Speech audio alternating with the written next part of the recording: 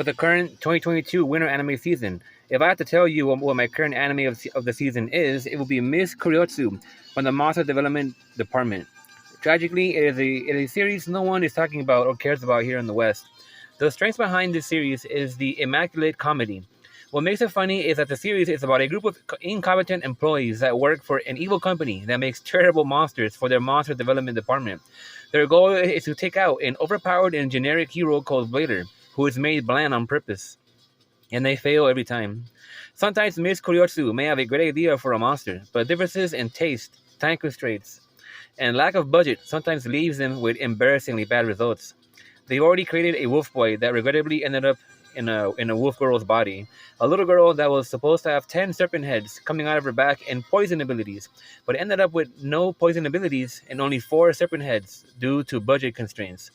At one point, they came out with a very scary and intimidating monster design, but the leader kept making them revise the design so many times they ended up making a giant chicken with a gun and scouter. The corporate world of monster developing is an absurdly hilarious one in this series, as hardly any characters seem to know what they are doing. This is a series that makes fun of everything it gets its hands on, and honestly, their leader is so overpowered they should just have her fight later. In today's episode, Kuryotsu saw the opportunity for a Valentine's Day, on Valentine's Day, to make a Valentine's Day monster. Honestly, it's a terrible idea. She pitched the idea to her boss, Megistus, an evil robot master who enforces your average straight corporate rules, as absurd as he may be in doing it. And she said that the main appeal is that it will be a profitable monster, though that's not the reason why they are making it, and they never address this again. After making a chocolate monster called Melty, Megistus tells them that the chocolate they used just got recalled on the news, and they had to cancel Melty, who cried with disappointment before they hauled her away.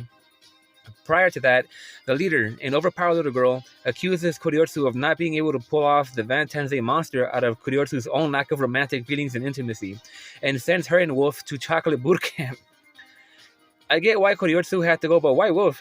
It really gets even more ridiculous as Hajime, the employee with the AR goggles, lurks in the background saying that Miss Kuryotsu has inevitably taken the risk of making limited-time monsters. He means that they must hurry because their Valentine's Day monster will be weak if they don't get it made in time to fight Blader by Valentine's Day. In the end, they fail, and Kuryotsu ends up meeting Blader, as she usually does, to just give him the chocolates instead of fighting him. They show Blader with his theme song skipping away happily at the end after feeling confused because it was the first time someone gave him Valentine's Day chocolates. It's even more weird that Kuryotsu tells him that next year she will make a strong Valentine's Day monster because she is supposed to kill him right away, and it's implying that they will fight for a whole other year. Also in the episode, Kuryotsu ends up having to use her monsters to fight against a rival monster development department.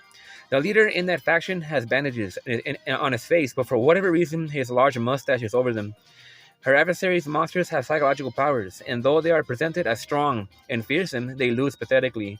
The more notable fight was Wolf's, where Purple Mirror was supposed to trap Wolf's mind in the ideal dream where he kills Blader, but Purple Mirror failed because when he tried to make Wolf see Kuryotsu come onto him, the mirror monster got the nickname Kuryotsu has for him wrong. As a result, Wolf frustratingly snapped out of it and beat him. This wasn't the only time, but there seems to be a romance building up between Wolf and Kuryotsu, which is amusing considering Wolf is a boy in a girl's body. The comedy, I have to say, is just amazing. There are so many little jokes thrown in each episode that it's easy to miss a lot of them. The animation is great for the most part.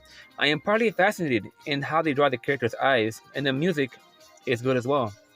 It has a solid opening sequence, and possibly my favorite ending sequence of the season. There is a large cast of likable characters as well. While all this is happening, there is another character named Karen that is working a temp job. She is not even sure what it is about, but she's had constant run-ins where she has to fight heroes and get beaten up. She's been miserable the entire season and just found out that her temp job is pointless. She won't get hired as a strong combatant if she gets better, as she is told that the strongest quit and just become heroes instead. Karen wonders now what the point of fighting heroes is in her temp job if their best just quit to become heroes. As absurd and ridiculous as this is, it has become one of the funniest series I've ever seen. I look forward to see how this continues to unfold, and if it keeps this quality, it can make my favorites list. If not, then the all-familiar disappointment will come. Thank you for listening.